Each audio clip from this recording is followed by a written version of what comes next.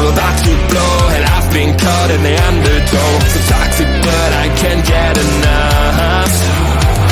You're burying me, burying me. Yeah, you're burying me, burying me. You've got me hesitate. Push me out of myself. You've got me hesitate. I can see, I can hear, going crazy for the light. It's got me hypnotized. You've got me hypnotized. They take you out of my hand again.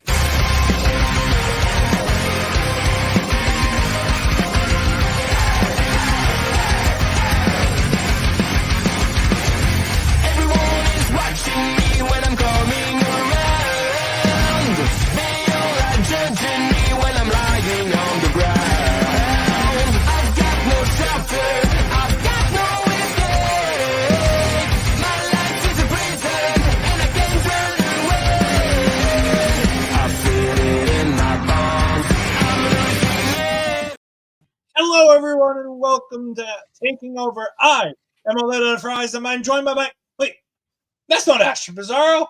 No, that's my good friend Mike the Ref. Wait. I'm not Astrid. I had the gear here for her. I thought she was here. The shirt. Yeah. I gotta talk to my agent about this. Jeez. Garden Monkey's going to be very confused. Once you had a big beard when Andre was in there. Astrid says she looks different tonight. Yeah, I know. Some days we gotta slum it, right? But that happens, right? Indeed. But at least my looks friend wise. Mike the Ref was here to be able to try to control the chaos.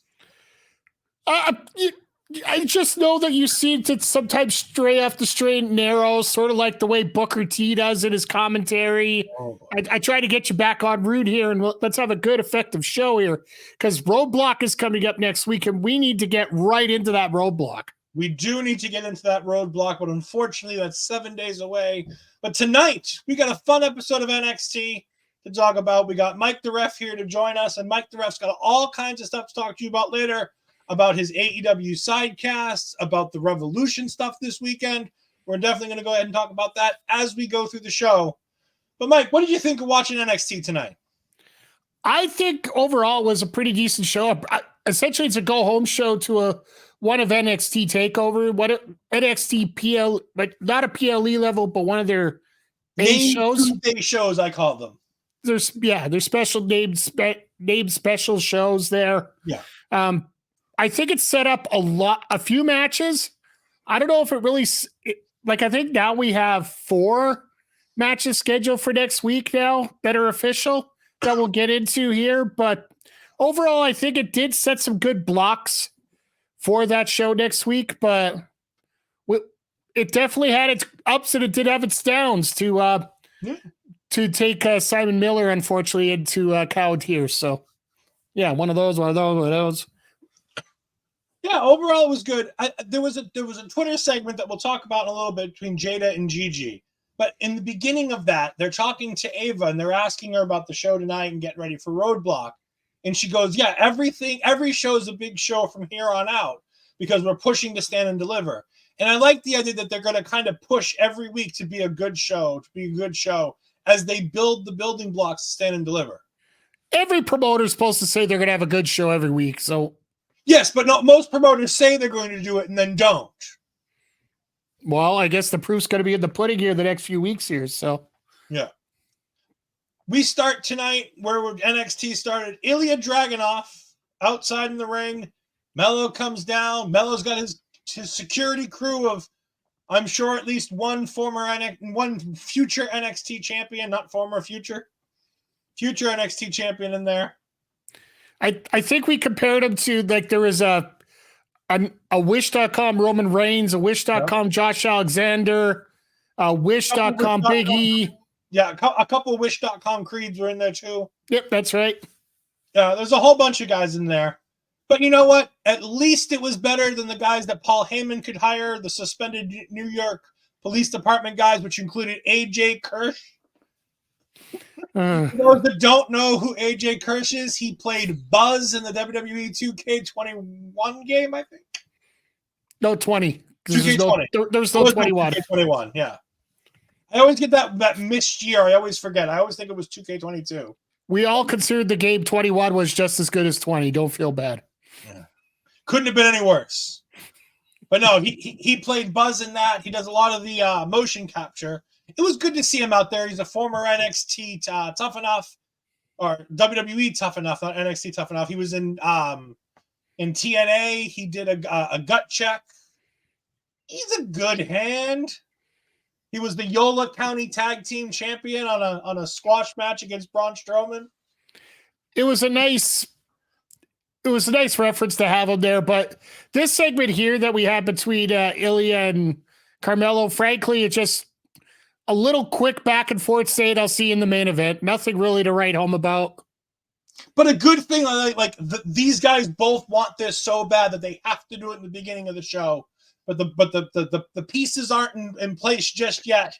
All right, it shows more. Ilja wants to do this at the beginning of the show. Melo wants everything written up properly, and I'll see you later with everything. Yeah. So it's showing that Ilja really wants this, but Melo's trying to play the cool, calm, and collected guy, which might actually run into a bit of an issue here as we get into that last segment here, but we'll talk about that later. But that, more for later. The phenomenal AJ Kirsch. He's certainly something. He was indeed the Yolo County Tag Team Champion until Braun Strowman beat the ever-living piss out of him. Just a bit.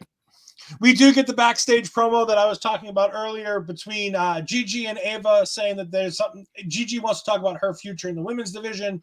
They go into Ava's locker room. Jaida's already there, wanting to do the same. Look, we have a match. I mean, it's not as easy as Teddy Long got to do it, but you know. You have a problem not getting enough work. You don't have enough problem getting enough work. Hey, you two can fight. Yeah. It's like GM mode in 2K24. You come to me bitching that you need a match. You come to me bitching you need a match. Fine, I'll put you in a match together. Call it a day. And then we finally, it took a little while, but we get into the wrestling here. Kiana James versus Kelani Jordan. Mike, what'd you think?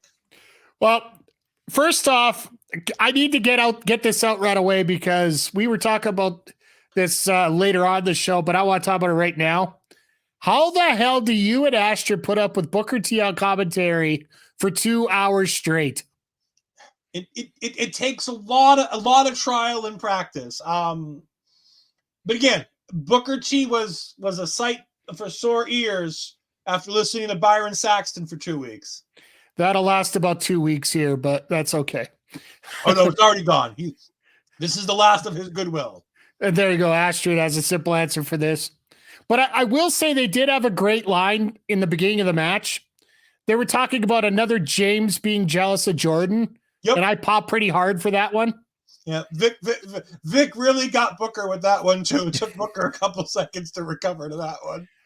The one takeaway I take out of this is that Kiana James you can tell the experience she has over someone like a Kelani Jordan, where Jordan it almost feels like the level of fluidity that Jordan has just isn't there. There's little stop gaps in her moves every time she tries to pull one off. That's what I would consider a little bit more little more difficult than what she normally does. And Kiana just has that she's got that JC Jade effect to me in a lot of ways here, where if you get into a match with JC, she's always the one that's ultra smooth, flowing from one spot to another absolutely perfectly. And one thing about Jordan that really got me there is one of her signature moves there. She was doing the handstand off the ropes and then turns around, stops, hits an STO. Yep. Like, all your momentum's going back, and then all of a sudden you're just stopping it for the hell of it. Why are you doing the handstand? Yeah, I like what Kalani's trying to do. I like the idea. She's still green. She's still learning, and I think that I saw a tweet from Victor Taylor Perry. We mention him a lot on this show because he's a big fan of NXT, and we're a big fan of his. And a hell of a good human being. He's a fantastic human being. If I can be half as good a human being as he is, I'm going to consider myself mission accomplished. He's got 30 days to get ready to take 20 plus kids to WrestleMania on Cody Rhodes' dime. So that's going to be something to see. Yeah. But he said NXT's almost perfected their version of presentation. It's telling of stories mixed with mostly great wrestling, mixed with different skill leveled talent. And they don't shy away from putting in talent that has a lower skill level with people who have a slightly higher skill level, even if both of them aren't quite ready for it. Kelani is at that lower level. She's getting the idea. She can work. She can do the basics. She tries to do a little bit of fancy stuff. And yes, like you said, there was a couple of those moments where I saw her. She does the back handspring and takes a second to right herself before doing the next move. Hopefully someday she'll get past that. Or even try a different move that goes with that. That's what I was trying to say there. Because there's no momentum from one to the other. Yeah. And it's something that Kofi figured out on the indies, and bringing these talents in without the indie experience and bringing them in straight to the PC and trying to teach them. They're only going to learn by doing and making mistakes. Oh, absolutely. The only other takeaway I had out of this is this was one of the almost the exact same finish that we had with the JC Jane match last week, where you had basically the match finished thanks to an interference by Izzy Dane. Then just a haul back in the ring, one shot and then done. Kiana gets the win. But it gets the heel over big. It gives Kelani a way out, saying she didn't necessarily lose. She got cheated. Yeah. And it gives us another impression to keep Kiana moving forward. It doesn't make either wrestler look that much. It makes Kiana look good without making her look great stand up, but it also doesn't make Kelani look horrible in this case. Yeah, it saves everybody a little bit, and it keeps getting Izzy Dame more and more involved, because eventually we need to build Izzy in some way, form, or fashion.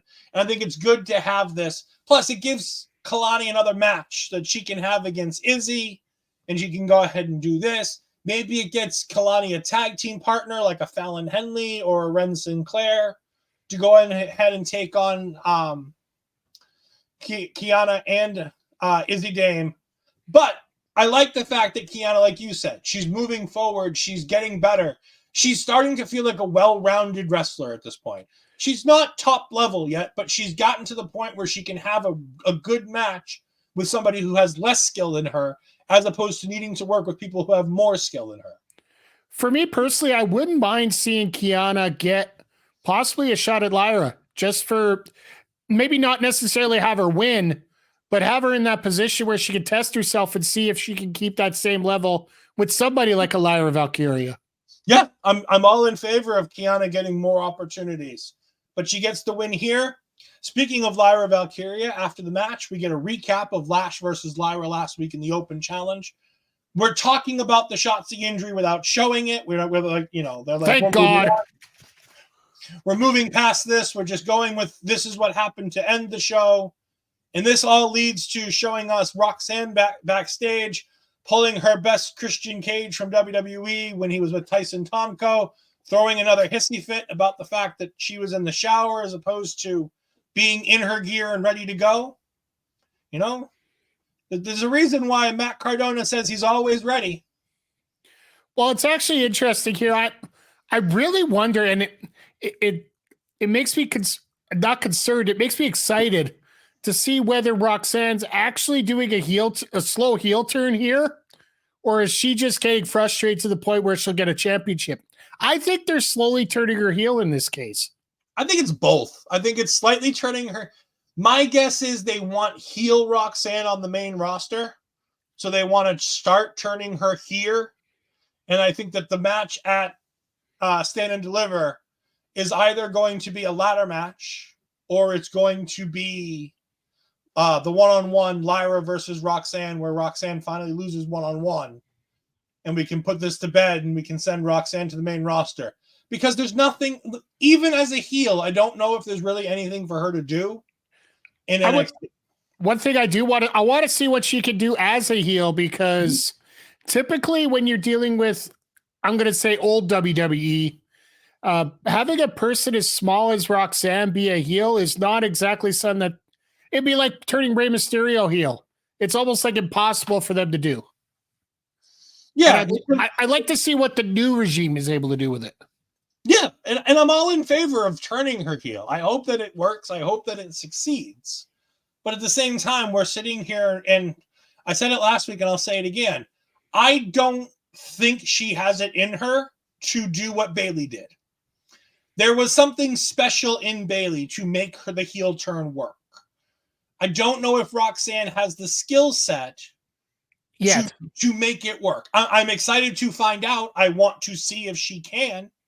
But if not, she's the kind of babyface that you can put out like Rey Mysterio, and you can put him out there for 10, 15 years and not have to turn him. Fair enough. I think that there's enough competition where if you keep her bouncing around and you keep tweaking her, and even if she goes to tweener, I think she'll fit really good as a tweener. I think as a frustrated face, she definitely will fit that role almost of a heel anyway. So it worked just as well. And at this point, like Cody had said, heel and face dynamic is kind of gone. As with the cool heel, it's changed the landscape of what a heel and a face is. I mean, Rhea Ripley is the prime example of, she's a heel with Judgment Day. When she's part of Judgment Day, she is clearly a heel. But when she is by herself on her own, no matter how much they want to try to book her as a heel, it ain't not going to work. As long as she's out there all by herself, they're going to cheer her. Hell, even have that little runt Mysterio around with her, and she still gets cheered. Yes, but at least when they have Mysterio around, they have him do anything and the crowd starts to boo. So at least they have a little bit of leeway there. Touche. Roxanne gets irritated, bitching and whining at the entire women's locker room about not being able to get this opportunity, and Lash jumping ahead in line. And Jakara says, you know what? Lash was there. She was ready. She was dressed. She had just had her match. She went out there and she did the best she could, and she showed up and showed out. And you know what? That makes perfect sense. And then, of course, what else is Roxanne to do lately but punch somebody in the face? Because, God forbid she not punch a talent in the face backstage. Isn't that the way you always solve problems? We always solve problems wrestling and fighting, but we tend to not have to punch people backstage to do it. Well, no, if you're having a discussion with somebody they don't agree with you, don't you punch them in the face? Is that what you're supposed to do now? I mean, that's what Phil does. Oh, Phil likes to do it that way. Fair enough. Yeah.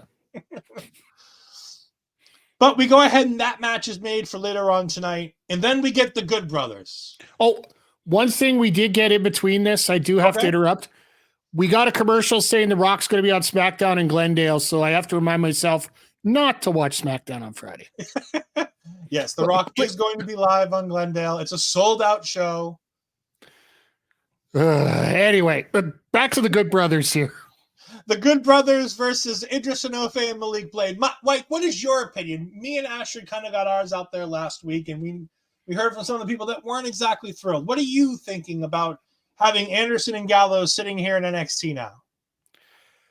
Coming into this, I had a simple 3-letter word, and no, it was not F-U-K, it was W-H-Y. Mm-hmm. It felt weird to have these guys down here. What are they doing? What are they going to do? Their reputation outside of WWE is simply that they will, unless you're a developed talent, they will not put you over. And I think tonight they actually sent a little bit of a, not much, just a little bit, but said a little bit of a statement that they're willing to work with some guys. Like Anderson did a lot of work in that ring with Enofe and Blade here tonight. Mm-hmm. Despite the fact Gallows took all of 2.5 bumps tonight, but that's a typical Gallows regardless. But this was a lot more competitive match than I expected tonight. I expected these two guys to come in and just simply roll over Enofe and Blade, and they didn't. Blade got some good offense in. Enofe got the hot tag and got some good offense in. But in the end, you knew that the Good Brothers were going to win regardless. Yep, and they did. And that's the thing about NXT. They tend to do the right thing, even if it's predictable. They put these things together. They showcase Enofe and Blade, guys who are doing good work, who have they've got something. It's not connecting yet with me, but I can see that it's connecting every week. It's connecting more and more with the fans. They seem to be getting over. They have more of an identity every week, it seems like, about who they are and what they want to do. And I like that. And it's building younger guys, and you can build younger guys while not having them win. You can have guys like Gallows and Anderson who should trounce almost every tag team because they've been doing it together for 10 plus, 15 plus years. I mean, Japan, Impact. They should be ripping up everybody on the main roster, but I don't know what they've done to Triple H, where Triple H and Vince just don't want to book them in anything. Maybe it's the fact that AJ's constantly been disappeared and they don't want to show up if AJ's not there. I don't know what their deal is. Who knows? But you know what? When they show up, they do what they need to do now, which is nice to see. Because like you said, there's a history with these guys of if they don't want to do business, they don't do business. Yeah, that's basically what ended up happening out in Impact when they were there. Yeah. Like Astrid could probably speak to that more than I could, but when they eventually had to lose the titles, they almost pulled almost the equivalent to an Austin Aries after they lost the title. Yeah, but they came out here, they did good work here. It's a fun match. I enjoyed it. It was what it was. And then Andre Chase and Duke Hudson come down through the Chase U section. They tell them, you guys interrupted us last week. We're going to interrupt you guys this week. We're going to give you an Andre Chase size ass whooping. Out comes Nathan Frazier, just like, and I didn't notice it last week, and I had to see it on social media. He's pulling a Seth Rollins. Yep. Didn't notice it last week. I noticed it this week after having seen the video. But there's nope, and he's running out. It's totally a Seth Rollins, which I love. I just don't like the fact that they're using the same exact excuse that they were using last week, that we deserve to be ahead of you. We don't have a reason why, but we do expect to be ahead of you. Yeah. Well, I guess in this week they kind of had an explanation, is that Andre Chase and Duke have the tag title match coming up. So why they should be going ahead and dealing with the tag title match, Nathan and Axiom can go ahead and deal with Gallows and Anderson first. Well, why would they get any privilege to go ahead of? I know there's a diversion of responsibility here, or a dispersion of responsibility of dealing with people. But what makes them have the ability to make that choice? Should be Chase U, the one to let them make that choice. But either way, then you have the LWO show up from the other side. Which, yeah, that was weird.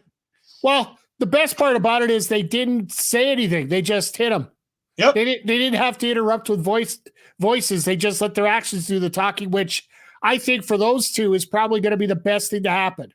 Yeah. And then all 6 guys beat down. One on each team goes ahead and beats down Carl Anderson, while the other guys go ahead and beat up Luke Gallows. It's fun. They skedaddle from the ring. And up in the Eagle's Nest, we see Baron Corbin and Braun Breaker laughing hysterically, watching all of the tag team puppets dancing for them as they enjoy being the tag team champions. All in all, it's a positive segment tonight. Absolutely. It's a great segment. It involves 5 tag teams. Like, that's impressive. You involve 5 different teams in one segment, and it with the minor quibble of why does Nathan feel like he gets the right to do this? Other than that, all of it makes sense. It makes it feel like we almost might get a triple threat at Roadblock next week with the 3 leftover teams here. But okay. Yeah, I get you. Yeah. Like Chase Hughes already got the tag title match locked up for next week already. So why not have the other 3 get involved with each other? That'd be fun. I'd be down for the LWO versus Nathan and Axiom versus the Good Brothers. You Well, can make it 4 corners and throw Enofe and Blade in there too if you really want to. Absolutely. And then the winner of that gets to go to Stand and Deliver, and that's the way you can get maybe Axiom and Frazier into that position. I still think it's Good Brothers. I think Stand and Deliver is the Good Brothers versus the War Dogs? The Wolf Dogs. Yeah. Which I'd be fine with, because at this point, Baron and Braun are essentially baby faces. And also the fact that it's pretty much a SmackDown match anyway, right? Yeah. Because Braun's already there. The Good Brothers are supposed to be there. And Corbin's technically a free agent. Yeah. We'll hear more about that as we go, because we do have a segment between the Wolf Dogs and the Good Brothers later on. Oh, that was a goodie. Yeah. Obafemi comes into Ava's office wanting to, and I like this. He's not demanding anything. He walks in there and he's like, I don't care who's my next opponent. That's all he wants to know. And she's like, look, I'm going through it. We got a bunch of guys who want an opportunity. He's like, are they sure they want an opportunity? Because they're not going to want it after I give it to them. And I'm just like, I love this. He's not ducking competition, but at the same time, he's not like, I'm going to do an open challenge, or I'm going to do crazy. He's like, no, I'll take on one guy at a time. And they come. You just tell me who the next guy is. Yeah, tell me ahead of time who the guy is so I can prepare and beat him down. Fantastic.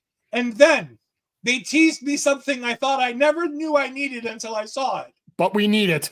But we need it. We need it now. Ilja Dragunov comes walking in, pissed off, full of the piss and vinegar, and he just looks up.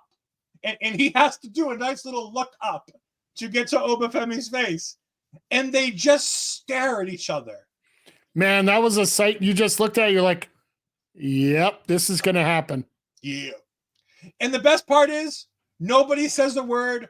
Obafemi like smiles and winks and then just walks away. Because he knows better. He knows not to mess with Ilja right now. But he knows he'll mess with him later. He's not the biggest and baddest in this fight, because Ilja will screw him up. Mm-hmm. Oh, but that's a match I can't wait to see. Oh, that's going to be a fun one if we get a chance to see it. Soon, I'd like it sooner rather than later, but I think if Ilja's headed for the main roster, that will be his final match in NXT, I think. Mm-hmm. At the end of the day, I think that's the match that sends him to the main roster. Because it looks like he wants to put over Obafemi, so that's something I can be down with. Roxanne comes down to the ring, and I don't believe we get anything when we come back from the commercial break. Jakara just comes right out after the break. Yeah, it was just a straight in and out. Oba versus Ilja, fire. Yes, that's all I need to say. I didn't know I needed it. I didn't even think about it as like a possibility. You're just looking at this as like, oh, yes. Yeah, yes, please. Yes, I'll take that. I'll take some more, please. Yes. Oba, yes. Ilja, okay, sure. That'll work. It's going to work a whole lot better than Oba's next challenge that we'll get to later. Mm-hmm. Roxanne versus Jakara. I like this match. I thought this match was good. I'll be honest. I really do like it. They did miss out on the opportunity to have a new moniker for her. Mm-hmm. The Peeve Prodigy. I heard that come out of Vic's mouth, and I'm like, yes, use that. Use that a lot. Yeah. But one thing they did get over on commentary as well is this is the debut singles match for Jackson. She's been in 4-ways. She's been in 8-woman tags. They've been mixed tags, but she's never worked one-on-one by herself. And she looked phenomenal here. She did. Like in particular, one move that I was really impressed with was the bow and arrow that they did, which, if you know from a wrestling perspective, both people have to work very well together for a bow and arrow move to work properly. And it looked great between those guys. Like Roxanne, for as young as she is, when they say she's a prodigy, they mean it. As much as I hate Booker T and the fact that he gets to push the way that he does about Roxanne, he's right. She is one of the best around, period. Yeah. And I can't wait to see what happens with this turn. My only gripe about this match whatsoever was actually nobody that was physically in this match. it was Lash on the outside. Mm-hmm. She got caught interfering. She got caught interfering in a spot and got tossed. And she didn't really look upset when that happened. She just like, it just left. Yeah. I'm like, have a little fire behind yourself. Have a little disappointment. Have a little anger. You're supposed to be the bad guy who is not supposed to be treated like this. Yeah. And you're a big person. Like, you're literally so big, you're supposed to be able to squash any referee that comes around. I should know. But she says, honestly, you could put Roxanne on top of Jakara's shoulders, and I still think Lash is taller. Exactly. Like, that was my only qualm with the match. And you know when a small interference spot is the qualm of the match, you know you got a good match on you here. Yeah. But we got a good friend, Noel, coming in here. Hate the heel character, but love Roxanne's new viciousness. I agree. I don't think the heel thing is going to work for her, but I'm willing to give it a try. I want her to try it because we have to see before we know. But the viciousness, the anger, the aggressiveness is a nice addition to what we already see from her. It's growth. It's what NXT's always been built on, is we take stars and we develop the talent that's already there. And while Roxanne could have been on the main roster a year ago, she could have been on the main roster as soon as she got here. She's that talented. The time in NXT is allowing her to develop new sides of herself so that once she's on the main roster, they can flip these switches as soon as they need to. Yeah, like literally it's not a big deal that she's turning heel, because I don't know whether it's going to fully get there. But at the same time, the fact that she can show different sides to a character shows a lot more about what she can do outside of the ring, not just in the ring. And that's probably the most important part, what they're going to be looking for when she heads up to the main roster. Because if you're not able to change your personality from where you are, you're just going to be a token character. And the epitome of this is, look at Tiffany Stratton. I know I talk all the time about Tiffany Stratton, but she's in the Elimination Chamber less than 2 months after being called up to the main roster. Why? Because of the fact that she understands exactly who her character is, how it needs to be portrayed, and how WWE can best utilize who she is in everything she does to better tell stories going forward. And also the fact that she was able to, I don't want to say completely alter, but change her character a little bit. Yeah. From being the prissy little daddy's little girl to I'm a badass bitch who's in charge of everything. Yeah. And that's like, with what you were saying before, it all kind of ties into that, where she changed that character with no television spot telling us why. It just naturally developed. Yeah. And she was doing Cora Jade's character better than Cora Jade. And that was a problem for Cora Jade. Noel also says she needs to learn to play heel just in case she's not well received like Bayley was at first. I agree. Every person should learn how to be both a heel and a babyface in the event they need to be a heel. It's one of the earliest things you learn at a good wrestling school, is that you need to be multidimensional in your character, because sometimes you got to take over a match. Sometimes you got to be a face. Sometimes you got to be a heel. And you definitely have to listen to the crowd to see what they want. Because if you let yourself dictate what they're supposed to know, if they don't want that, you're dead in the water. I'm going to bring up something. I know nobody here is going to know this, but I'm going to bring it up because it's for me, it's something that I've been seeing. I've been getting back into the indie scene since January. I've been going to Chaotic Wrestling. And on my first show, the first match, there was a young lady named Shannon Levangie who was in that match.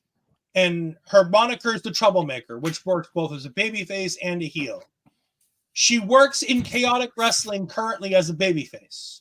She's full babyface, primarily only babyface. However, I've now found out, as I start exploring more of my local independent scene, she works at a different promotion in town as a heel. And it's so weird to watch both sides of her because the character really doesn't change. It just the volume of the character is what's being changed. With the heels, she turns up slight tendencies that would be received as a babyface to make it play as a heel. Yeah, Shannon. Shannon plays a heel in Beyond Wrestling, and if you haven't watched it, IWTV is fantastic. There are so many wrestling promotions on there.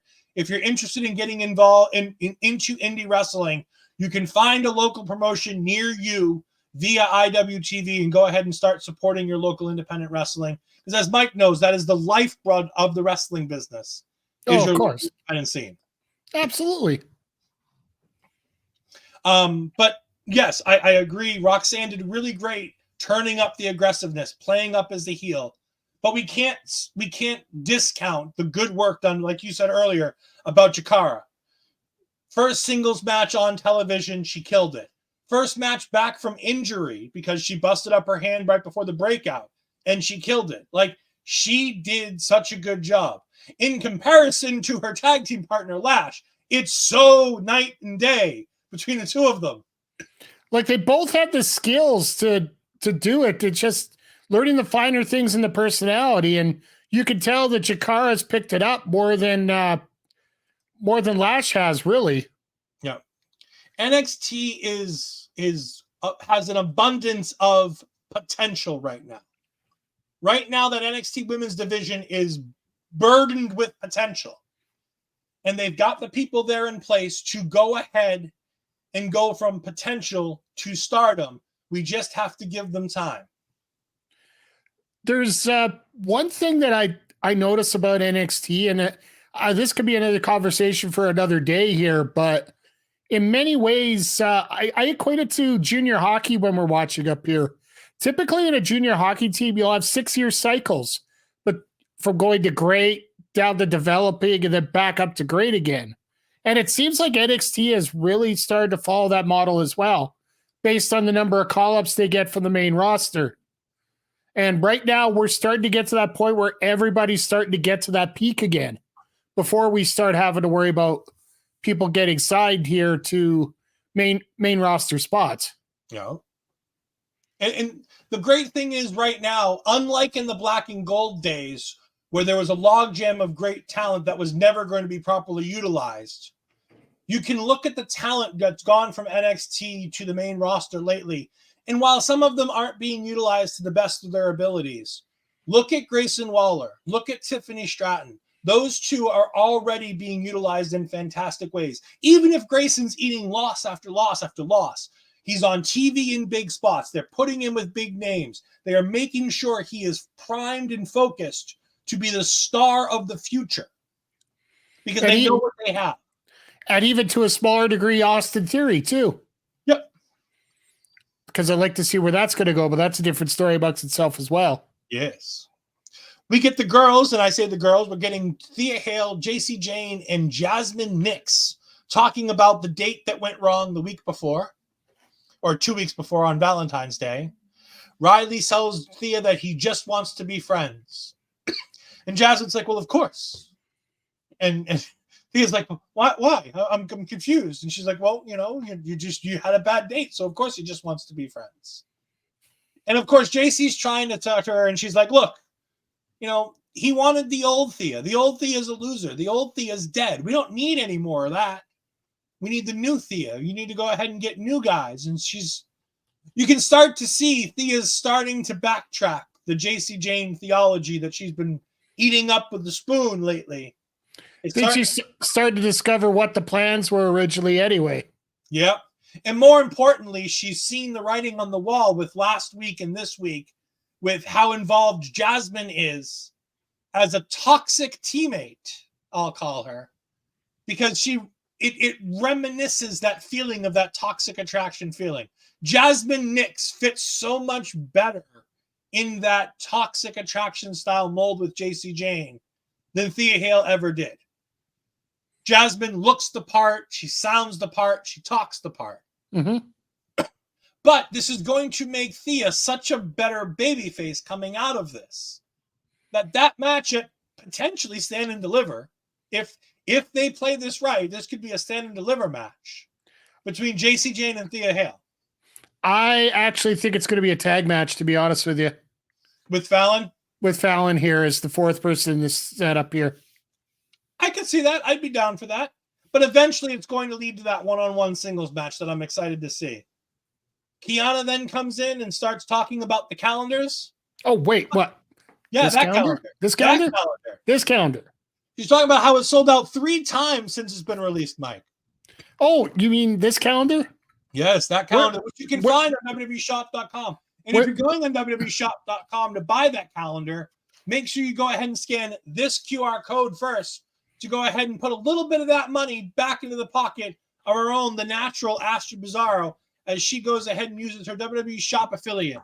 You paid the same great price that you were going to pay without using it, but you help support our wonderful natural Astrid Bizarro right now to recuperate some money as she's out in Los Angeles. The natural's becoming a big star out there in LA. She's signing movie deals, TV deals. I might need a full-time co-host after this trip. Before we move on here, Ed, you got your calendar, right? Not yet. I will. I will be good. I thought you got your calendar. No, not yet. Every time I go, it's sold out. Yeah. Which Kiana talks about how great that is, about what kind of business they're moving, and she wants to talk business with JC. So Kiana, JC, Jasmine, and Izzy all walk off to go talk about that, and he is just left sitting there thinking about being called a loser and how everybody at Chase U's losers, according to JC Jane. Like, I love this. This is what NXT does so well, is at this point in the show, we're about the hour. We're not even, I don't even think we're at the hour mark. Pretty close to the hour here. We've got the match between Kiana and Kelani that happened. We had the backstage segment with Jaida and Gigi from Twitter. We had the match between Roxanne and Jakara. And now we've had this segment. In 1 hour, we had 4 segments building 4 different feuds, which is impressive. It's actually very impressive that they're able to do that. It's how they develop them. That's like you could set things up great all the time, but you need to follow through. Yeah, and so far, most of these things are, and by the end of the show, all of these things were followed up on, with the exception of the segment between Thea and JC. But that's setting up something for future down the line anyway, so we don't have to. They used 2 segments to try and set that up last week, so you can't oversaturate it. But they've done a good job where they're at least mentioning the things that happened last week. They're building more into that storyline. So at least from week to week, things are being held up. We then get Dijak coming to the ring. But first, we've got that backstage promo that we wanted to talk about. Ah, yes. The Wolf Dogs and the Good Brothers. And Mike, I'm going to let you go ahead and talk about this for a bit here. Well, basically, you got the Good Brothers here trying to play down Corbin's time on NXT and how they hate the fact that they've been sent down just as much as the fact as Corbin got sent down. And at least it's not going to take us that long to get the titles compared to what you had to do, Baron. And Baron's just like, I'm loving it here. And my favorite part of this whole thing was just Breaker in the background, just Steiner, Breaker, it's all the same. Literally barking out random phrases every 2 seconds just to fire things up. And all he wants to do is beat the living crap out of people. And it was just so hilarious. But at the same time, you could see this match running at Mania in some ways. Yeah. This could be a mid-card Mania match if they put it on the real Mania card. It'll end up on Stand and Deliver, and it'll be great.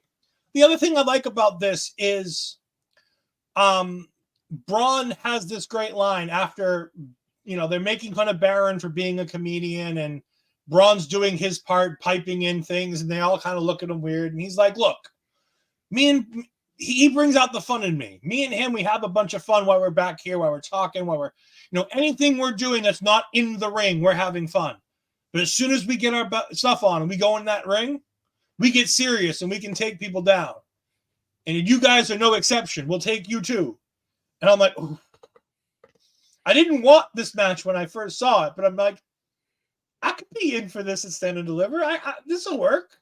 All I want to see and all my money that I want to see it on is Breaker hitting that spear on Gallows. Because I You don't know want if it to happen. he's because Gallows still won't bump for it. Of course not. He'll pretend that he has a metal plate in his stomach, and Breaker will break his shoulder or something. Who knows? At least Karl will sell for him. Oh, absolutely. And by the way, Karl Anderson, still one of the best spy busters in the business. Absolutely. Forever will be. Although we saw a good one tonight, though. We did see another good one tonight. It was a very good one tonight. We get backstage of the Candy crew getting ready as the No Quarter Catch crew is going to be taking on Noam Dar in the main event. And I was surprised that was the main event when they announced it earlier, but I'm like, no, that makes sense. It's a big match. You put it on in the main event. It's the one match to go, sponsored by Capital One. You know, it's not actually the main event. No, but it gets the main event match spot. Yeah, and then you have the main event segment later on with Carmelo. But as Dijak had come out early, we get Luca Crusifino. Me and Astrid's boy Luca. Oh, I love this guy. This guy is great. Everybody hates lawyers. We do. So yeah, I would say the only two things. There's only two real points I had about the actual match itself. Mm-hmm. I had Dijak sliding all the way across the announce table was very impressive. Yeah, it was. Because he actually slid on top of the He didn't try to. It just happened. It looks so flawless and perfect. And the way that Vic got so scared about it happening, and you could hear the venom in Booker for the fact that he had some stuff spill on him, that he wasn't expecting that spot to happen, because I don't think anybody did. Nope. That was hilarious. And the other one was just simply Dijak made Crusifino a punching bag. He made him his bitch in this match. Pretty much. He did. And he was also Lucifino, before I forget. That was also a part of this match as well. Oh, Booker, Lucifino. Yeah. I thought Luca did really good here. Dijak's been that gatekeeper lately for some of this younger, newer talent on the men's side from the breakout. They all seem to have a match with Dijak before they start getting going where they're going to be going on their storylines.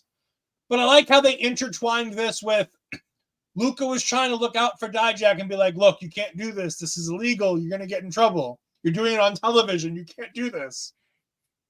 What do you mean? Advertising kidnapping and, potential not only kidnapping, but putting somebody in a straitjacket, locking you up in the room. That's perfectly legal. I mean, Luca disagrees, but then again, that's a lawyer for you. Oh, but no, I thought he looked good in this. I thought he held up his own in the bargain. He was able to. For most guys, can't do this. He's not as tall as Dijak, but you could see him getting up there. He was close to it. He had the same strength type of thing as Dijak. They had a really good chemistry back and forth. They worked snug. It really looked like they worked real snug. Some of those shots looked like they really, really hurt. Dijak wasn't taking it easy, but then again, he wasn't getting mad if Luca was going at him the same way, which is nice. But of course, he puts him down. Joe Gacy comes crawling out with the straitjacket still on. It's like half on, half off. Oh, it's fantastic. And we'll see more of that as we go. But we go backstage and Tony D'Angelo. We got to back this up because what ended up happening following that actually leads into this backstage segment. I don't know if a lot of people caught this. I didn't. What had happened? Crusifino hit Dijak in the back of the head with something. We didn't know what it was. Okay. And Dijak went diving over the top rope, and that ended up to that brawl between Gacy and Dijak, head to the back. And then Crusifino, they shoot back to him, and he quietly hides the evidence that it was a crowbar. Oh, okay. Which is the weapon of choice of the D'Angelo family. And that made that promo make a whole lot more sense than why they were watching it at that point. Yeah. And we also remember that Luca came up to him and offered his assistance last week with Tony D'Angelo as they were getting ready for their tag title match. He's like, I know you're busy this week. I just want to let you know that should you need anything, you shouldn't have to defend your titles tonight. You know, here's my card. If you ever need me, let me know. And I like the idea. I love the idea of the mobster bringing in the lawyer. Like, it's just so much fun in that. I think that's the only way you can really pull this off for Crusifino right now. Yep. In terms of this storyline. But the words of D'Angelo coming up in this promo, and I'm sure you're going to get to it right here, they make a whole lot more sense if you think of it that way, with Crusifino actually being hired to do this job here. Yeah. So and when we do go back, Tony's like, hey, Stacks, I need you to go get Luca. Right now? Like right now? Go get him in the ring? No. Not right now. Just later. Just make sure you go get him. We need him. And I'm like, all right, that makes sense. I wasn't thinking what we're going to get. I was like, all right, we're going to have Luca. We're going to slow build this to the rebuild of Tony D'Angelo to make him feel like a world championship competitor in the future. That future was, future. Hold on. Triple H is the best. Hold on. Let me pull something up here. Hold on. I've got a clip from Talking Takeover that I think will cover this.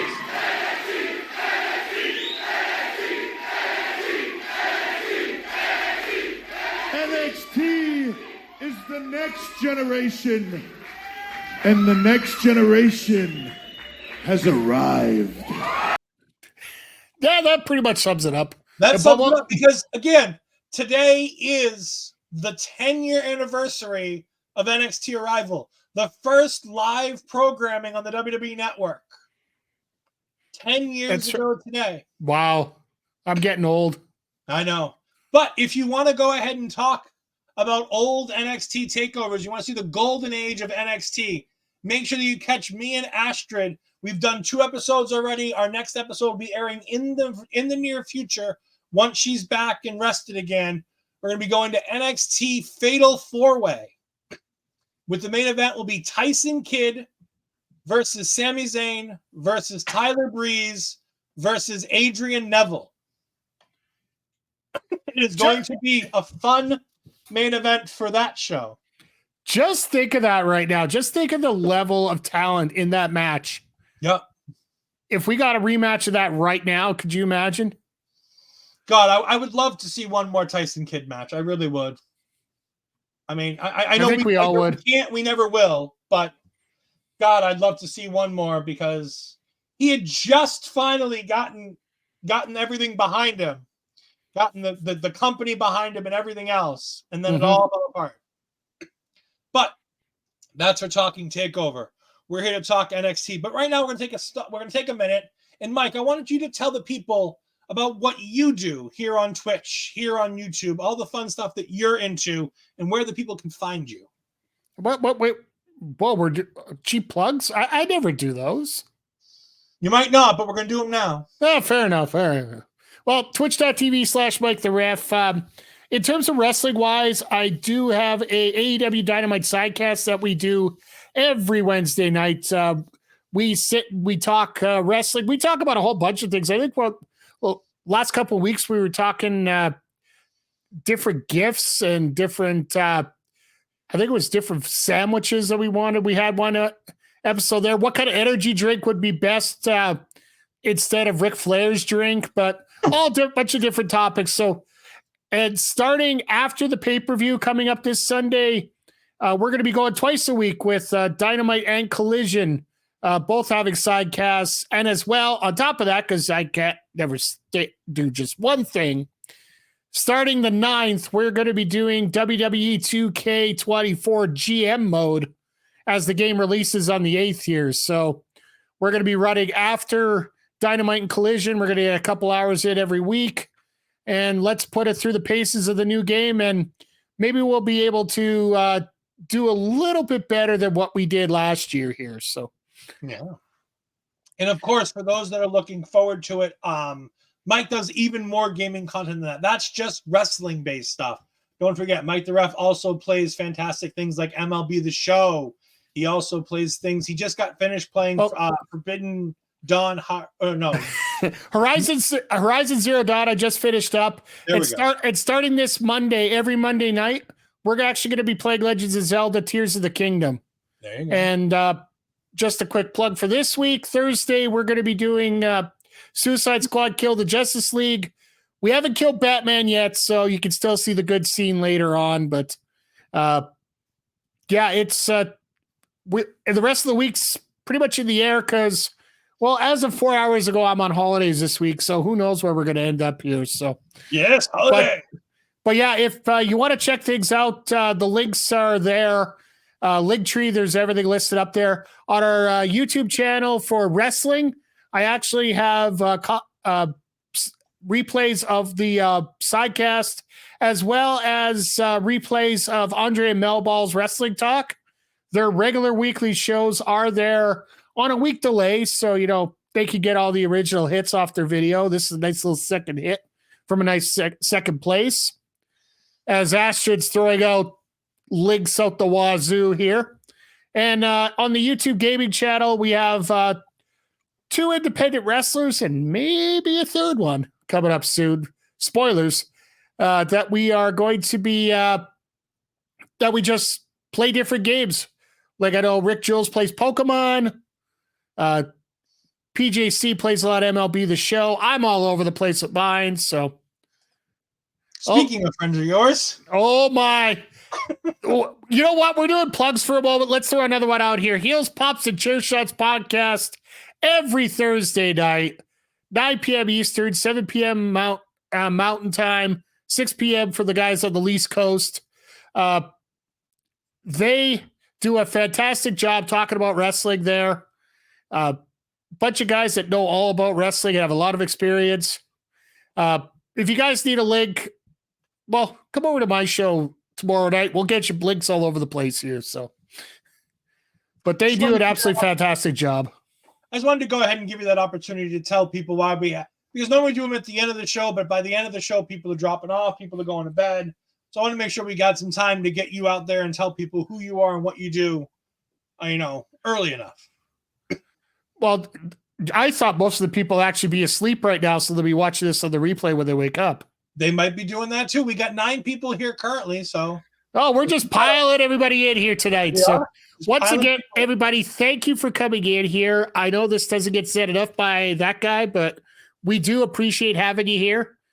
As Astrid's pro body representative, based on the shirt here, she is very thankful for having you all here, as am I, as this guy. So I juggle a lot of plates here, and I don't know if to remember to do everything.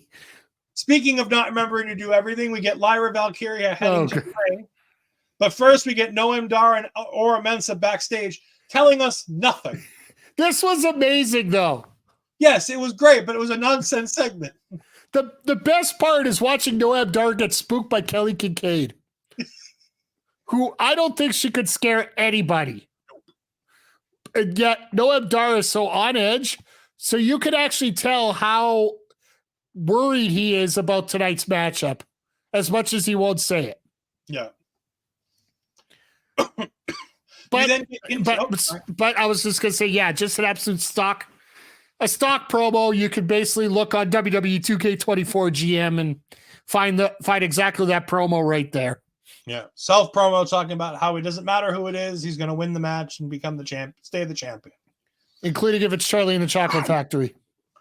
Oh, Charlie in the Chocolate Factory, I love that. And he's the reason why I call him the Candy Crew. Him and Trick Williams, because Trick started doing that and then it carried over. But we had Lyra coming out. She brings out Tatum Paxley and she says that she's surprised nobody else is more surprised than she was that Tatum Paxley kept her word and stayed in the back last week with her title matches. I thought that was fantastic. I thought that was great. Because she never expects that to happen. No, nobody did. She pops out. She's like, bring out Tatum. And they're playing Tatum's music and they got the camera down the ramp and Tatum pops out of like the side of the black thing between the ramp and the crowd. That little barrier. And she's hidden underneath there. Just fantastic. She's real creepy. She's real stalker. I love it. It's fantastic. She's so good at it. Lyra has a real surprise for her, and boy, it's a big one that I didn't even see coming. I don't think any of us did. Next week at Roadblock, we are going to get Tatum Paxley and Lyra Valkyria challenging the Kabuki Warriors, Asuka and Kairi Sane, back in NXT for the first time since they've gone back to the main rosters. And it's going to be for the NXT Women's Tag Team Championships. I mean, wow. That, like, the matchup here seems like it's going to be absolutely excellent. But I also thought about in the back of my head here, what if it ends up being Bayley and Dakota? Because that match is coming up on Friday. I think it's going to be a DQ or something just to set up closer to the Mania match. But it would be interesting to see the Kabuki Warriors against these two. And maybe this is where we start setting up Paxley losing her crap and having Valkyria versus Paxley at Stand and Deliver, possibly. Yeah, there's a lot built into this. And for a long time, I was worried that was going to be the match, that it was going to be Tatum versus Lyra. And I'll be honest, I'm still not convinced that's not the match. I think more and more every week that it's Roxanne. But I could see Tatum Paxley involved in that, especially if it's a ladder match. I think she definitely gets herself into that ladder match. I think Lash gets herself in that match. And then I think it's either Kelani or Kiana that gets themselves in that match as well if it's a ladder match. The one thing I found about this, and a little subtle detail as we were going along, every time that Lyra said you're going to get say that you really wanted, said that you really deserved, you get that little bit of extra tension in there that do you really know what Tatum wants? Is it the tag team or is it the tag team? But I tried to be as polite with my innuendos as possible here, but he's definitely channeling her best Mickie James, shall we say. I would say this is a little bit more creepier than Mickie James in this point. I mean, let's not forget, Mickie James tied Trish up to a chair in the locker room and planted a kiss right on her lips on Monday Night Raw underneath the mistletoe. But yeah, that was after it was pretty apparent that this was happening. She kidnapped Trish's boyfriend. I mean, like, Mickie went crazy for a bit in there. Granted, you're right. It was after we realized what was going on. But I'm just saying, I'm like, Mickie did some stuff. So absolutely. Like, trust me, the WrestleMania match, the point that had to get edited out. The thing that's not there anymore because it's not appropriate. Yeah, so we knew exactly what we're getting with that one. This one, we're not sure. And that's the part that that makes me feel that this might end up being the WrestleMania match or the Stand and Deliver match, sorry. Yeah. That's the only reason I wonder if that's actually going to turn out to be the exact match or not. All depends on the plans they have for Roxanne actually. So my thing is, at least they're giving us a variety of women's stuff. Because again, we had 4 earlier. This is 5. This is a 5th women's story on this show. And it's also options too. Yep. Because we don't know exactly where this is. We got an idea where everything's going, but we're not 100% sure. Yep. They've got room to make a turn here to go left or right or anywhere else. So there's some good stuff going on that I'm excited to see where it all comes out, how it all shakes out. But at least they're involving a great majority of the women's roster at this point. Ridge does come out and interrupts this promo. I absolutely hated this. I hated the whole segment as a whole afterwards. Not the whole segment. Just the Ridge portion. The Ridge, not even the full Ridge portion, just this exact moment. That this almost felt like WWE 2010s, where the women's segment almost felt like it didn't matter because you're trying to build up this huge tag team match set up for Roadblock next week. And Ridge is like, yeah, good. You had your segment. Now get the hell out of here. I want to talk. Yeah. And the worst part is, like, he does his thing, and I was still typing up my notes for the women's portion of this segment that I don't even know or care what he said. He just says that he was forced to get. It's always his fault that he has to ramp up the intensity in bad situations. That it's always his fault. And then it happened. He's not a face. It's okay to be a heel.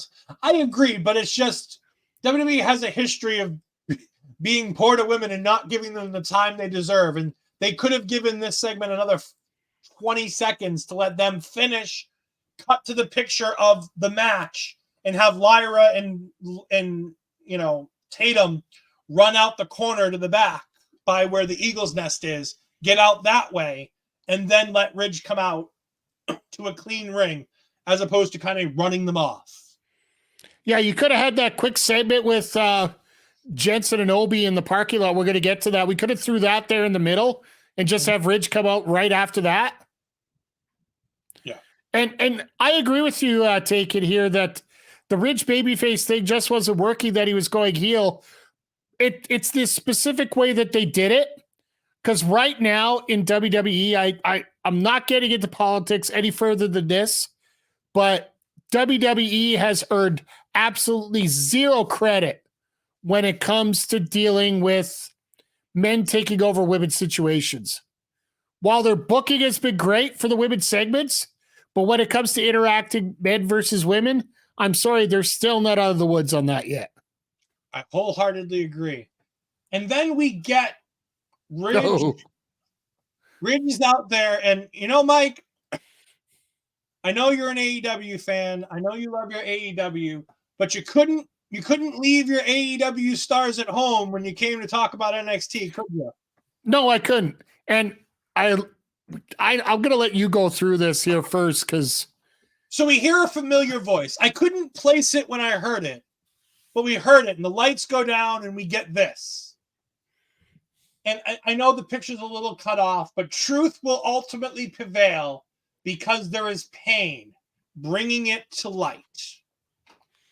The lights go out, and then in the darkness, we see a man in a chair. And he blasts Ridge Holland with the chair, and the white light is so perfectly panned on him that we see the reveal.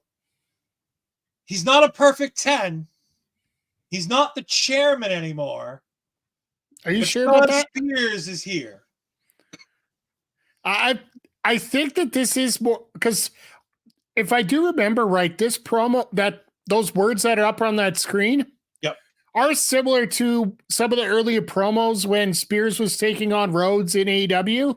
Yeah, it is very similar to the words of why he liked to hit people with chairs, because of the catharsicism he would get, how he would feel so good about it. It almost feels like they are using the chairman gimmick for Spears here in NXT. Just because every time at the beginning, before everything got watered down and Spears just got stuck in the pinnacle and all that other stuff that, let's just not get into that. But at the beginning, every time that he hits somebody with a chair, it was almost an orgasm to him. Oh, yeah. And it feels like they're going back to that. And hopefully they can find a way to keep that kind of sick, twisted justification, I think, for lack of a better term. Yep. If they could throw that to him, then I think they really have something here with him. I'm just so excited to see him back again. I was excited when he got signed to AEW. He was one of the very few that I was like, this is the kind of guy that they needed to sign.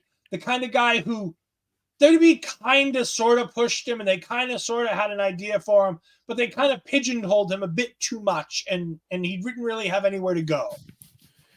For me, when it comes to Spears, it's more the fact that he has a certain role that he can play, and he needs certain people to help fill that role. And for me, he's sort of the role of somebody who's going to groom stars, who's going to work with people that are going to become stars.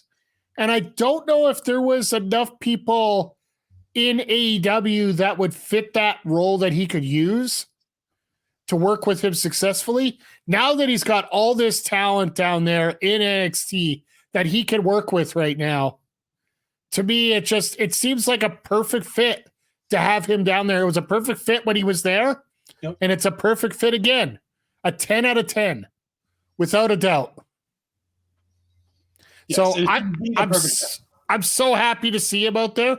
I was just a little worried about him later on in the show here, but we'll get to that second segment with him later. But not ideal later on. I have in my notes Ty Dillinger, but as we found out, it is not Ty Dillinger. They are going to go with the Shawn Spears character, and good for him. This is going to be fun. No, I don't believe so. I'm almost guessing that a lot of that security might be. They might have been his students from Flatbacks. That would work. I could see that. Here, come for a road trip with the teacher, and he gets a segment. You get a segment. So, speaking of people who are training at Flatbacks, Chris Danger is working out in DPW, doing good. Believe it or not, doing good work. YouTuber turned wrestler, taking the shit seriously, going through it. Had a match with Shawn Spears already. Now he's teaming with Tyler Breeze. He's using that stardom to do some good stuff on the indie scene. And he also had a great YouTube video today about the MyRise portion of 2K24. So go check out his YouTube channel as well. Watched it twice. Dank Ops. Fantastic guy. Great person. More invested in this stuff than anybody will ever imagine. And I love the idea that, like he says, his t-shirt, it's not a game anymore. He's taken an idea of what we all do when we all play ourselves in the games. And he's taken that to the literal limit and made it an actual persona in a wrestling business. But he's taking it seriously. He's taking advantage of all the opportunities of knowing Tyler Breeze through Xavier Woods, having that connection to Flatbacks, but going in there and doing the hard work and putting in the time, putting in the effort to go through that training class, to get the opportunities he's getting in DPW. Somebody else who's been recently training at Flatbacks. I know most people didn't notice it from the video, but I know what Flatbacks looks like. Sasha Banks, Mercedes Vernado, was down at Flatbacks training just last week. Well, she posted the video last week. I don't know how long ago she was there training, but she posted the video last week. Wow.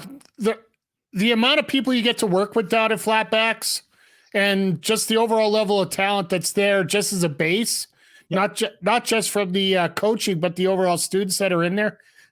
Flatbacks just a great opportunity for you. And, it's going to be great when Mercedes ends up in Bosstown April or March 13th, and it's going to be a fun show there.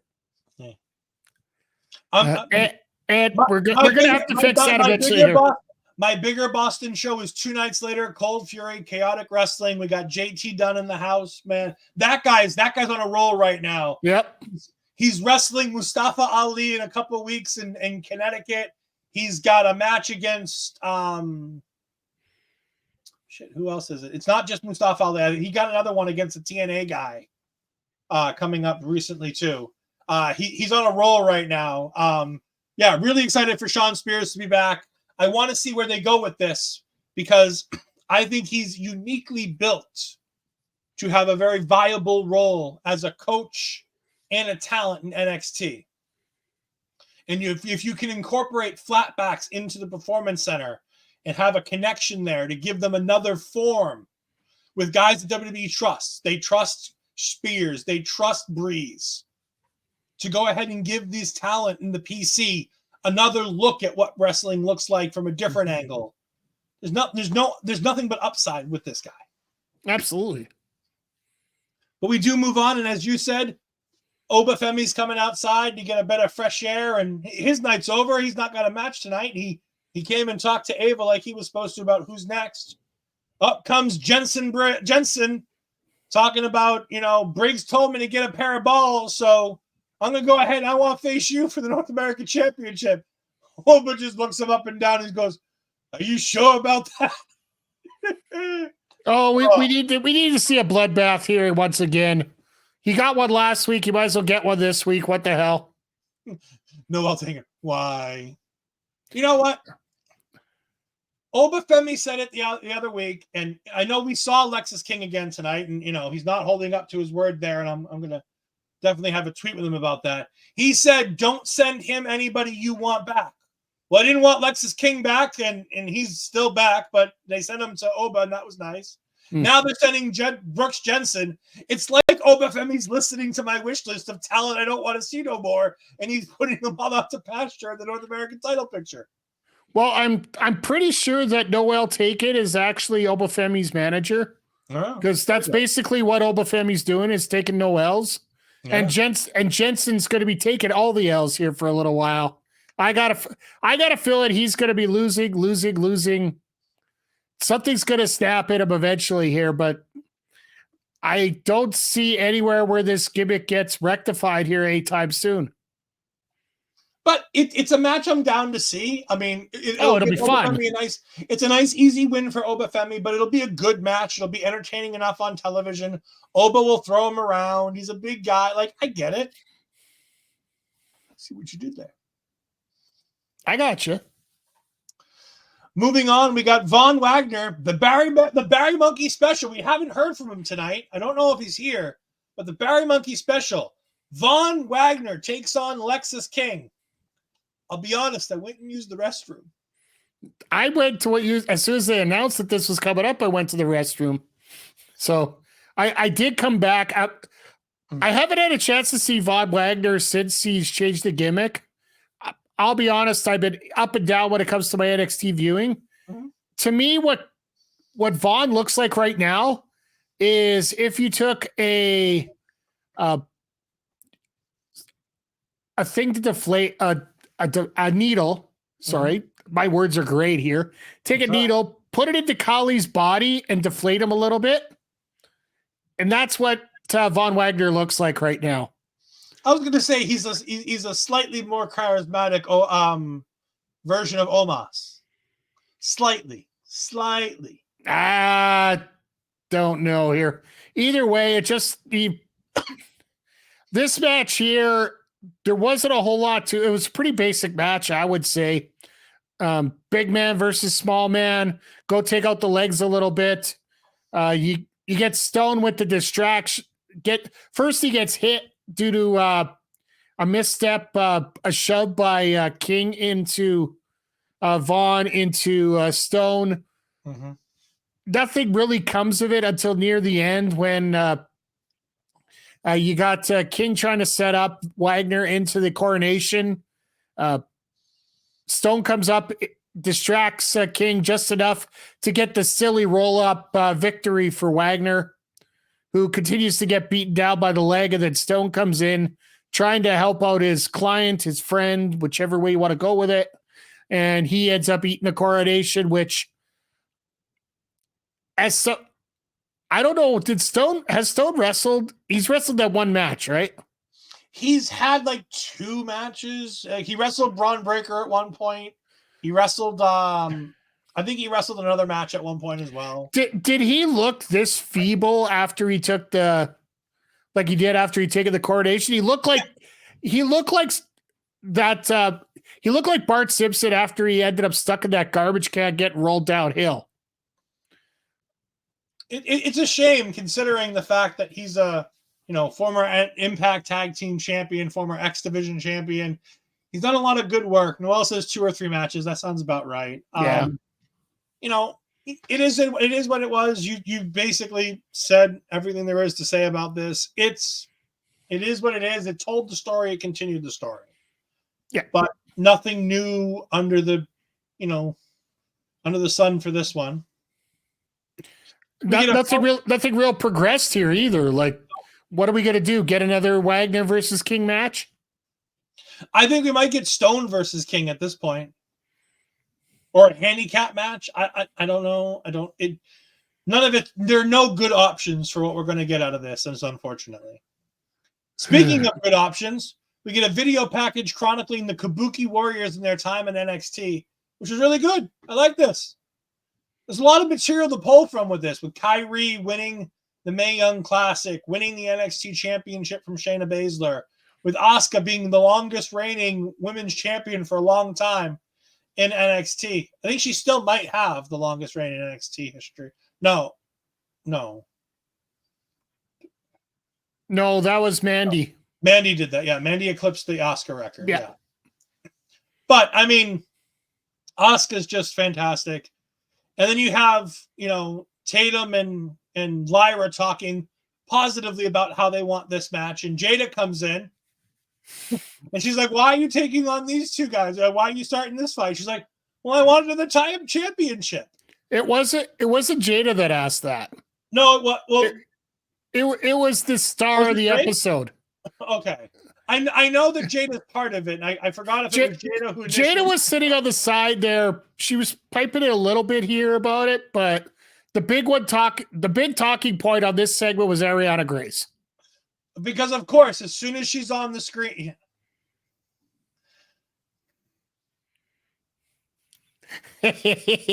And forgot Mandy. I've been talking too much about Tiffany. The new girl, the mother. Who's the new girl? Never mind. We'll get it. We're not getting demonetized. When you finally get your Girls That Chase You calendar, you'll be able to decide what your next focus will be on. So we'll just leave it at that there. I mean, I've still got Nikita when she comes back from injury, but moving on. Anyway, Ariana Grace. She's like, why would you want to face them? And she's like, well, I want a championship. Why is it always fighting? Why is it always fighting? And they're like, because that's what we do. Like, we fight. It's wrestling. Exactly. We settle things in the ring. And like, the funny thing is unlike Roxanne, they're not fighting amongst each other backstage. They're like, we're setting up a wrestling match to fight in the ring where it's supposed to happen. And I really hope they don't go down this, route with Ariana where she's going to be this no fighting pacifist character, because she's been so good for so long. But the problem, you're going to see in a couple minutes here, we're going to talk about it here. I'm really concerned that they are going to be doing this. This almost seems like a Mick Foley anti-violence campaign. Yeah. I know what we saw, and I'm hoping that was a one-night thing and that they're going to realize it's a bad idea and stop it before it goes any further. But I do love Jada's response to Ariana Grace. I'd rather have a championship than a dumb crown. And Ariana almost looked like she was about to cry. She's so good. Her father has trained her so incredibly well on character work. She was as much as I don't like what's going on, I can't not help but love her while she's doing it. Yeah, and she's going to give it her all, regardless if it's a good idea or a bad idea. We saw tonight. She's not going to half-ass it. She's going to go for it and go all in. Like, in terms of the character work, I think she's one of the top, if not the top lady in the division right now. Mm-hmm. Outside of maybe your top 2 or 3 in terms of personalities. It all depends on if she can develop the ring work, which she does have a good base on her in terms of what she does in the ring. Yep. It just, can she take that to the next level to meet her personality? She's serviceable right now, which is more than most can say. She's that main roster character work, like Noel says. She's really good at her character. Absolutely. She knows who she is, what she needs to do, and how to get that over with the audience. And her in-ring work is, like I said, serviceable. It's not great. It's not terrible. She's good. She can have a match and nobody's going to complain. The key to her having a long-term career is being able to step it up and get that in-ring performance where it needs to be for that. And so far, I imagine, based on the past that we've had with the talent we've had coming through here, that's going to be something that she's going to be able to pick up. If Tiffany Stratton is any indication, if Kiana James is any indication, hell, if Lash Legend and Fallon Henley are any indication, Lash is incredibly slowly getting better and better in the ring. Fallon Henley is light years ahead of where she was a year ago. Kiana James is light years ahead of where she was a year ago. The key thing about Fallon Henley is she's had those years of experience on the road, So she's been able to pick things up a little bit easier than the rest. But I agree that if you could get those ladies to get to that next level, it's all good to have a base. It's who's going to step up and take that risk to get it to that next level. And I agree with you, Noel, taking that you get her in with some better people. Sorry to interrupt there, Ed. No, you're good, but I think when you get Ariana, she's going to have to be able to be comfortable in the position that she's in, because you're not going to be able to face those top talents every single week. And right now, starting to hint at something maybe with Tatum and Lyra. I don't think you're going to see that happen anytime soon in a serious context, but she's going to have to be able to earn her way up to that spot. I don't think she's going to get that runaway here. No, even Santino says he wants her down there for at least another year to develop and keep developing everything she's already got. She'll get better and better and better over the next year before he wants to see her on the main roster. Yeah, and I definitely think that Shawn and Hunter are going to be able to do that. If it was Vince, she would probably be up already with a comedy gimmick. Yep. Gigi comes to the ring, but first we go backstage to Joe Gacy spying on Dijak as him and Ava are in a heated argument. That was great. What the hell's going on? And then Gacy comes walking up. He's like, "I'm not done here," and he starts attacking Dijak while he's still holding the camera. Yeah, he had the camera and he just dropped it as soon as he said those words, and they just started beating up as they're on the ground. Chef's kiss. Like, Joe Gacy is doing him and Dijak are doing amazing work together. It's going to be interesting to see what they're going to do next week in the TNA match. Yes, as we are going to be getting an Asylum match at Roadblock next week, so we'll definitely talk more about that. I'd still want to say patent pending on that, but we get Jaida defeating Gigi Dolin in this match. And what was your, I don't know if you saw her much lately, but your thoughts on Jaida Parker here? I also think Jaida did a not bad job here with somebody like Gigi with a very strong bit. Like, Gigi's had years around, and she's so comfortable in the ring so that she could pretty much work with anybody. And I do think Jaida did a good job. I'm not going to say great. There were a few spots there that looked a little weird, sort of like what I was saying with Kelani earlier, but not to the same degree. It almost felt like things started falling apart when Ariana showed up. Mm-hmm. It wasn't the point that they were getting in trouble. It's just, I don't know if Ariana was directed properly on how to interfere in this match to make it worthwhile, because it almost feels like they were trying to incorporate her when she wasn't, that she shouldn't have. And then by the time they got everything figured out, you end up getting Jaida getting the win off the distraction, which, funny, we had that in the first match, I do believe, tonight as well. I believe if you listen to OSW review, that the phrase we use here is "damn it, D'Lo." And I honestly feel with Gigi, she's in a position now where they very well could be sending her up to the main roster. I do feel that Toxic Attraction might be get put back together up on the main roster. What else is there for JC Jane to do down here after she finishes off her feud with Thea?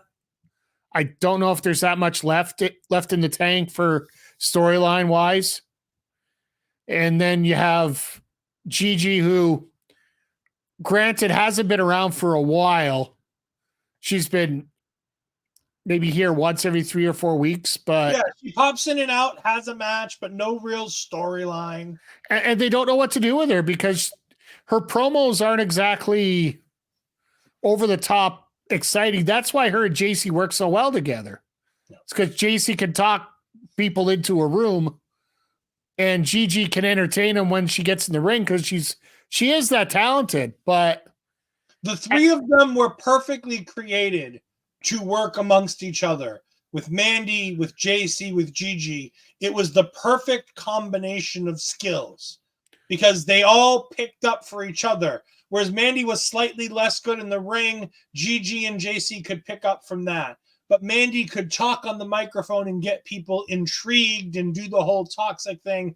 And JC was a middle ground for that, while Gigi was a little less into that gimmick, but she fit the part with the two of them very well. Breaking up the tag team of Toxic Attraction was a big mistake. We've talked about that on numerous channels. I know you have. I know I have. Yeah. I know in our 2K23 GM playthrough, we said the same thing. That leaving those two apart was absolutely the worst thing to happen to both of them. And really, because until JC took some time, got through a few feuds, and now got into this Chase U thing, is the first time where she's actually started to hit her stride a little bit here. Yeah. And as Noel says, neither one of these women are anywhere close to the title picture. So yeah, putting them back together might not be a bad idea to bring them up to the main roster. And you have them take on the Kabuki Warriors? Yes, please. Yeah.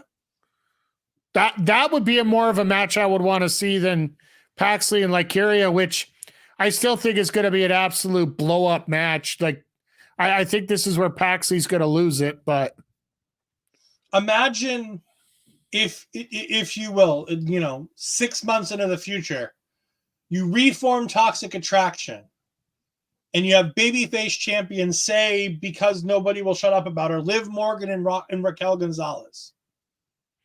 If Raquel Rodriguez. If Raquel Rodriguez. It's all right. Triple H made the same mistake, so don't feel bad. I know. At least I'm in good company. But if you get Raquel and Liv back together again and win the titles at Mania, which I think might happen, I think they're going to do a four women's tag team match, and you put the titles on the baby faces there. Imagine Toxic Attraction taking on like a Liv Morgan and a Raquel. I think that would be a lot of fun.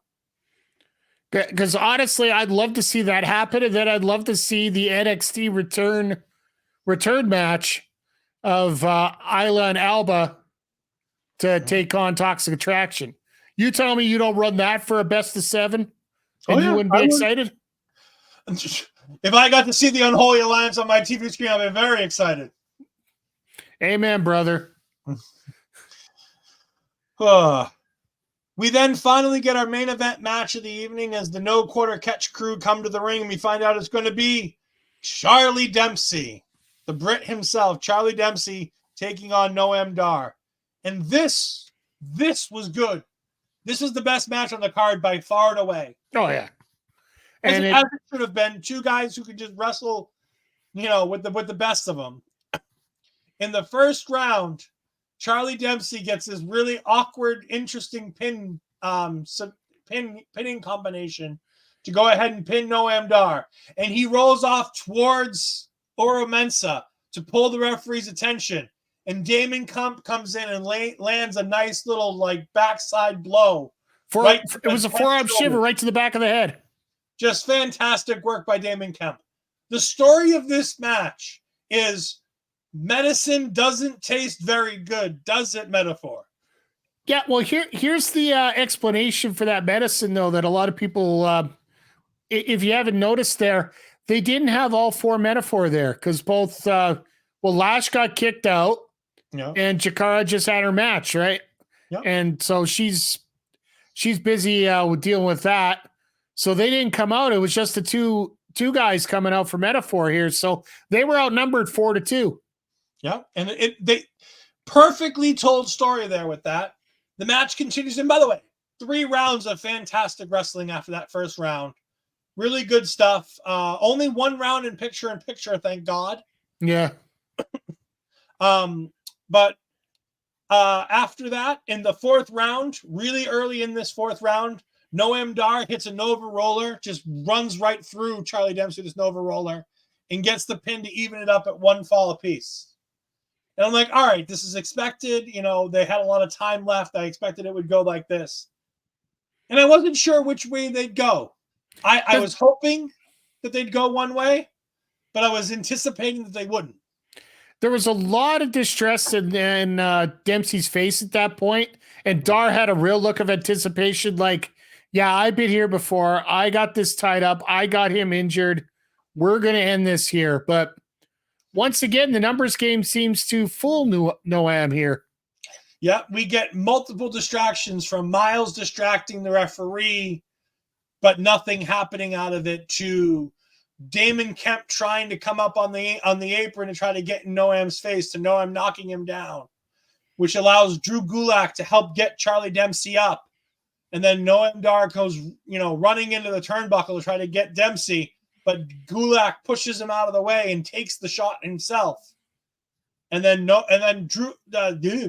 then Dempsey hits an absolutely perfect dragon suplex for the 1, 2, 3, and new Heritage Cup champion Charlie Dempsey and the Candy Crew, because Vic Joseph very questionably asks, he's the new champion, or are they?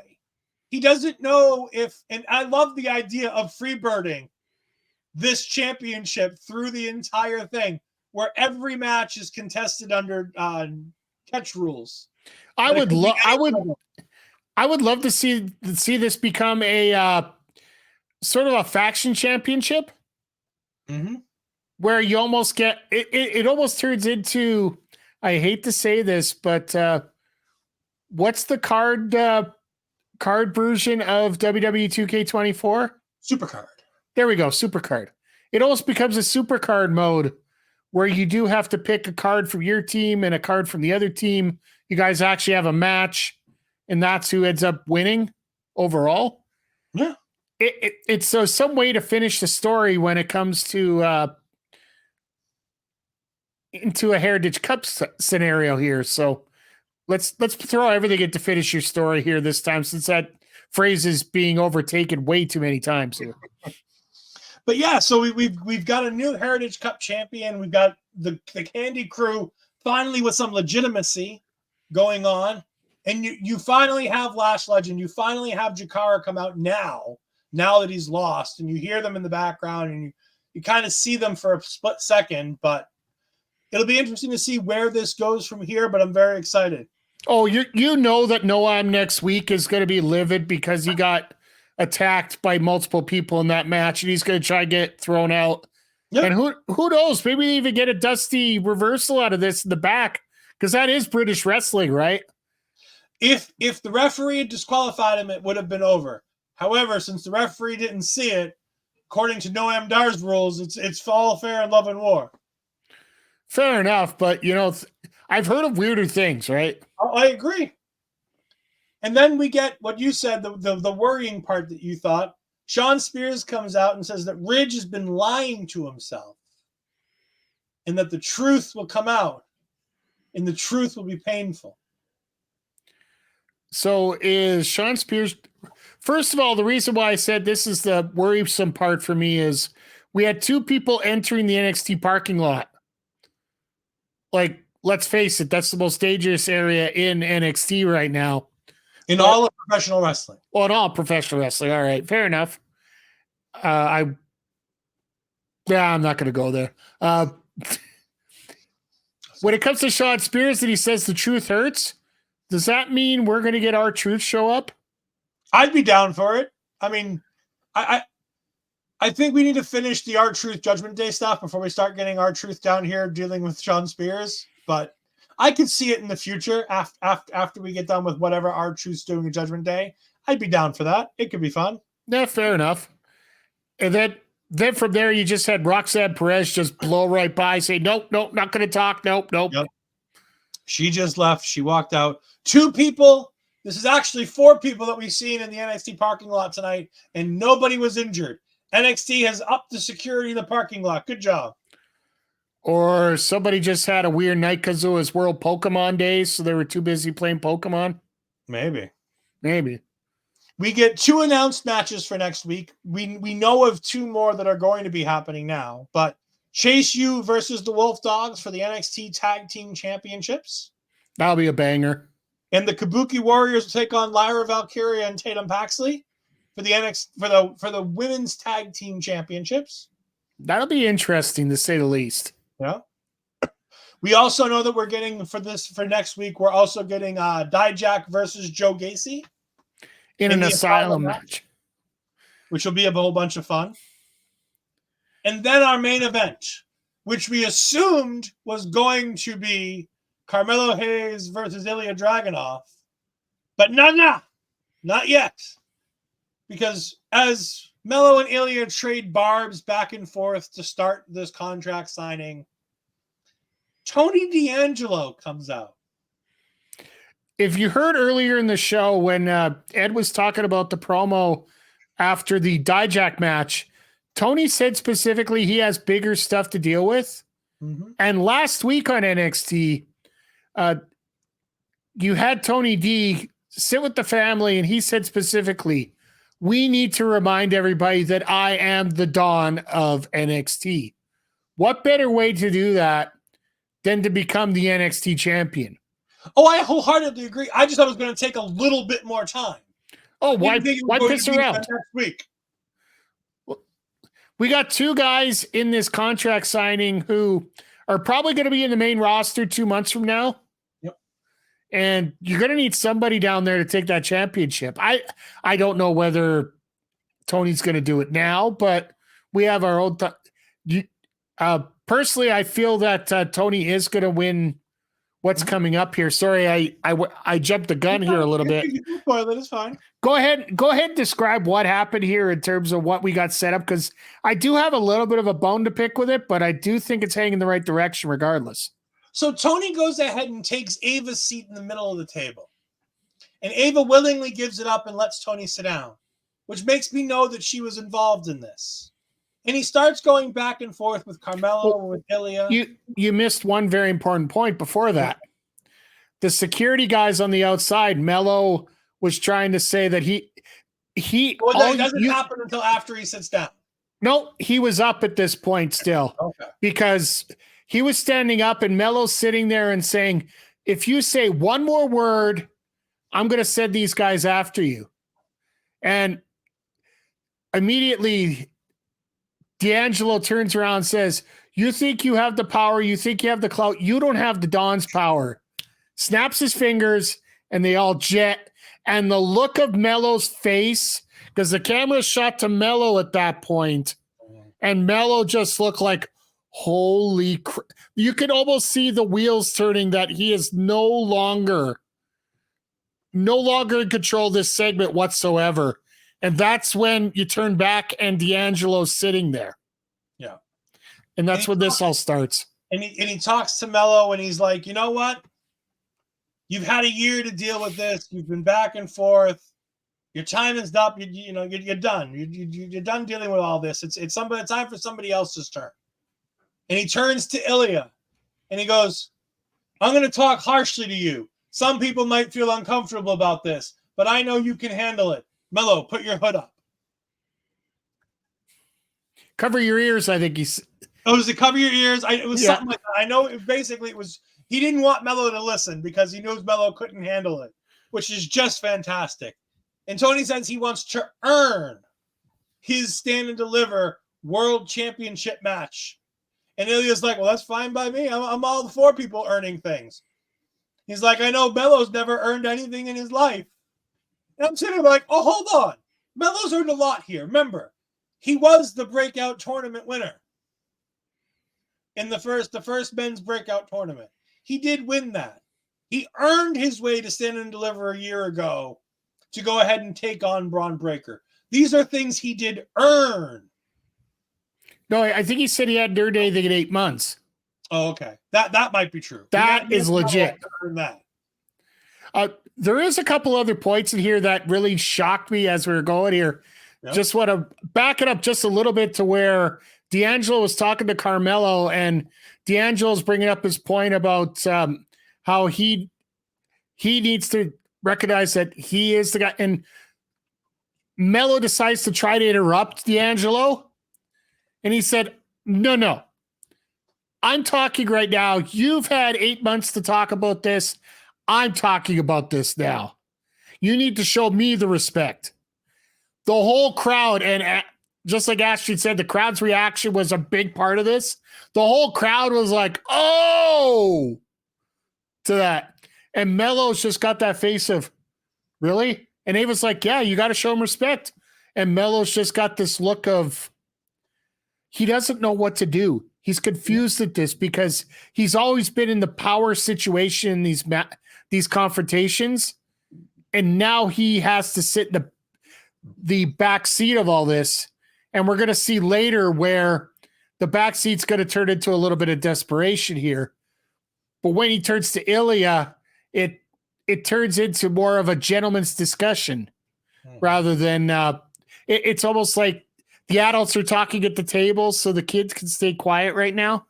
It was absolutely – there were so many pieces here that were fitting perfectly in here. But I know you want to get to the end of this because I know you love the end of this.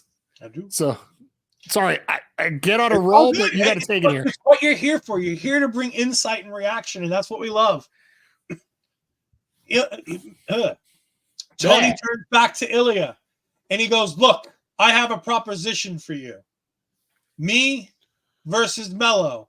Next week, the winner gets to go to Stand and Deliver to face you for the NXT Championship. What do you say, champ? And he puts it in Ilja's corner. He doesn't look at Melo. He doesn't care what Melo has to say. And Ilja takes a second. Actually, he said that Ava agreed to this as long as the champ agrees to it. Yep. So, which I got a bit of a bone of contention for this, but that's okay. Keep going. Finish off here and I'll get to all of it. All right. So then Ilja says, you know what? I like this idea because Melo hasn't earned anything in 8 months. So yeah, I accept. That's fine with me, and we'll see where the pieces fall as they may for Stand and Deliver. And Melo's like, no, this isn't how it goes. This isn't how it works. Ava, come on. This isn't how it works. She goes, you know what? The champ agrees. I like this arrangement. And Melo's now he knows. Like if he had any lingering grasp of the power, he knows it's all gone now. And he's stuttering and he's not quite sure what's going on. And he gets up on his feet, try to gain some more of the power back. And he starts yelling at Tony D'Angelo. And Tony gets up and Tony's like, you don't go yell at me, little boy. And he gets up. Melo signs the contract. Tony signs the contract. Melo tries to dig Tony in, and as Tony rears back, he goes ahead and knocks down Ilja Dragunov, who had gotten up. And then Melo put Tony through the table. It was great. I got to back you up here, and this is where I'm going to get this bone of contention here. Mm-hmm. The contract was already signed by Ilja and Tony D with that Ava had in her hand already. Okay. And this is where I'm confused here because the agreed to match was X, and now they're trying to make up a new match of Y, but they already had the contract made up for Y already. So Ava had said it at one point here, and I forgot to mention this, that she had 2 contracts drawn up based on Ilja's decisions. So both contracts were still in there, right? Yes. So what had happened here is the whole confrontation. Melo gets up on the mic. You could see that look on Melo's face at the end before he stands up saying, all right, I got to change gears here because I'm not in control of this situation. I need to find a way to get myself back into control. And then he starts antagonizing Tony to the point where he's got to come around and start giving him grief. Then he gives him a shove back. Ilja instinctively just puts his hand up to protect himself from the shove, and Tony gives him a back elbow to knock him over. And then that just gives Melo enough time to swing him around, give him a high backdrop driver into that table. Then he grabs the contract from Ava and signs off on it. Now, if I was Melo, am I signing the contract with D'Angelo or am I signing the contract with Ilja? Because both are still are still valid if nothing was ripped up here. I know this is a very picky part. I know that they're going to be going with the Tony versus Melo match regardless here, but at the same time, it makes sense that if both contracts are in there, why would why would Melo sign one to fight D'Angelo when he could just have his with Ilja? Maybe there's a way to get out of this for all of this with that. Maybe this is a 4-way, come stand and deliver. Because we talked about it, is how does this play out going forward for stand and deliver? Well, logic says that Tony D'Angelo wins the match. Tony takes on Ilja for the championship, and Trick Williams takes on Melo at stand and deliver. Those two matches seem set in stone. But are they going? Which order are they going to be? Which match has the championship? There's a lot to play around with when it comes to all of that. So, or does it just become a 4-way? Do you just combine all of it together where Melo says, I didn't sign the match to make Tony the number one contender. So say he loses next week. He goes, but I didn't sign a match to fight Tony D'Angelo. I signed a contract to fight Ilja Dragunov for the championship. It's very interesting to see if they try to go that in depth and try to deal with something like that. Yeah. Because this could be another one of those nerds sitting in a room trying to setting a squabble arguments here that they just plain old ignore and move on from, right? Yeah, entirely. But I personally feel that the way that everybody's fearing it's going to go is the way it's going to go. Mm-hmm. Because as we've talked before, a lot of the NXT booking is very simple and very straightforward. And to me, it just makes a lot of sense to go that way. I do think that Melo versus Trick should be the main event, because having a match like D'Angelo and Ilja try to follow up with that just doesn't feel like it's going to do it. Yeah. It doesn't feel like it's going to have the reaction. It feels like it's going to be Triple H Jericho after Rock Hogan, in my opinion. Randy Orton versus Triple H following Undertaker versus HBK 25. Yeah, I guess we got to talk about generations here, because got to talk to the younger generations, because they know about that younger stuff. So, but here's how I would do it. I would, because the obvious thing to do here is kiss. Keep it simple, stupid. Mm-hmm.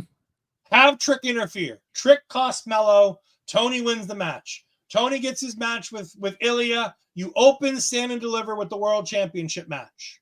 Because if they don't go on last, they need to go on in a primary spot. The first spot is the next best spot for them. So I say, you put Ilja and Tony in the first spot. Let them have that prime time real estate of opening the show. I think the two of them can deliver a banger that will set off a huge start to the show. And then you end with the match that has all the heat. It has all the feelings. It has all the drive behind it. And you main event with Trick versus Melo. And I think people would understand if you put, like, say, either Lyra versus Roxanne or a Lyra versus Tatum as your semi-main in that point. Yeah. Or even if you do the tag match as a semi-main. I'd put the tag in the middle just so there's a little bit of breather in there, but that's a little bit of crazy booking you guys could talk about later on, but in terms of match order here. But I think this is Ciampa Gargano levels of main event heat here. Yep. And it should main event. There's no match that's going to follow this that's going to make things any better. Nope. Unless you have like 4 different sightings show up immediately following the match. Unless Okada shows up next week at Roadblock. And it doesn't sound like it's going to be the case. It sounds like he's at an AEW. But unless you had Okada and Julia show up next week, Melo should be the main event. Mike, what did you think of NXT tonight as a whole? Like I said, it's a great go-home show. You got your matches that you're setting up for next week. Everybody's got to remember it is a 2-hour PLE, basically. It's not one of these 3.5, 4 hour shows that going on. So we pretty much have our card that we're going to have. We got 2 tag team title matches. We got a number 1 contenders match for the NXT championship. We got a TNA Asylum match. Do we have another match scheduled yet or no? Besides those 4? I don't think so at this point. Not yet. I think they might put another match in there just to. Yeah, we'll have a match or two that they add throughout the week, but Yeah. nothing drastic. I think we'll probably get like the tag match. We might get the 4 tag teams. Yeah, or something quite like possibly get something like that. But I feel that the job of this show tonight was to get us to Roadblock, and I think they're doing a good job of it. Yeah.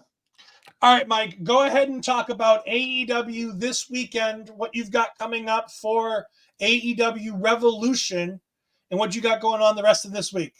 Well, to be perfectly honest, for Revolution, I'm not 100% sure yet. Normally, we do have a sponsor that we host watch parties with, but I haven't. The communication between us and them has been a little slow. I just got on holiday, so I actually have time to talk to him now. So if by some chance we are not hosting a watch party, I will be doing a sidecast of AEW Revolution on my Twitch channel, twitch.tv/MikeTheRef. As well, we are going to be watching the last Dynamite of Sting's career, which is tomorrow night. Just got over my notes here for tomorrow over the old X machine. I know some people want to call it XITTER, but I'm not spelling that out for you or saying that out for you. But we just got an announcement that Chris Statlander is going to be taking on Sky Blue on that card. So that's actually going to be a very good match to check out. Yeah. But yeah, we do a sidecast of AEW Dynamite there. Thursday, we're going to be playing Suicide Squad. We are going to get the opportunity to kill John Cena in many different ways this week. Yes. And we will be doing that. Mortal Kombat 1, Peacemaker has just dropped yesterday as a playable character. So, we're going to have to beat up John Cena. That's just, with the Good Brothers coming to NXT, that just makes so much sense. It does make sense. And then also new characters drop for Street Fighter, and I could get into a ton of game stuff, but follow me over twitch.tv/MikeTheRef. Other than that, everything's out in the link tree. You can follow my socials. Astrid, I hope you're doing well in LA, and I can't wait to see what your reactions are to Roadblock next week.